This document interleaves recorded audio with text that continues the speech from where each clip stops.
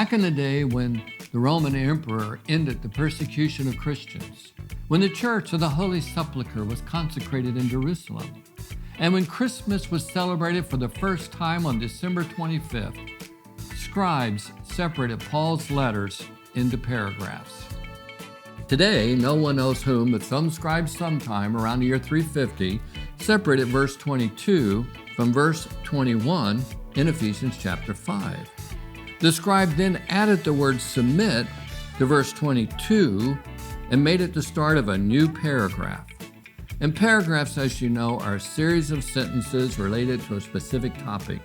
And the first sentence in the paragraph is usually the topic sentence. The topic sentence gives context to what follows. Now, because our English Bibles follow the practice of the scribes, we start a new paragraph in verse 22, which says, "Wives, submit to your own husbands as to the Lord." Well, if you start there, it's easy to misunderstand Paul as teaching that marriage is some sort of social hierarchy. But Paul didn't start a new paragraph there.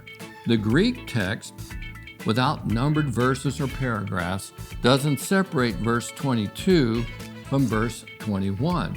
In verse 21, it says, "Submit one to another."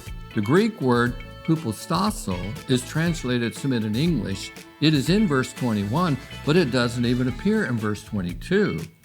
The English word submit in our Bibles is actually carried over from verse 21.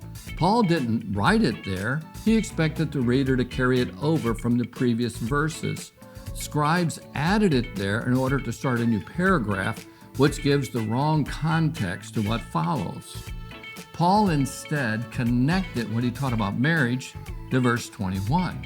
By starting with submit one to another and then applying it to marriage, Paul shifted marriage from a social hierarchy into a redemptive mutuality. Unlike the Greeks and Romans who made women subservient to men, Paul elevated women into a mutual relationship. Paul did this by applying the Christian principle of submit one to another to the marriage relationship. After writing submit one to another, he wrote, "And wives to your husbands as to the Lord." And to the husbands he wrote, "Husbands, love your wives as Christ also loved the church and gave himself for her." They're each to put the other first. It's mutual. Well, now that we know not to separate verse 21 from what follows about marriage, let's color it in red. Remember, red is the color of favorites. And to help you remember the colors of your Bible coding, we've made this really cool retro Bible study bookmark that gives you the various colors. And red is listed here as favorites. And this is going to become one of our favorite verses.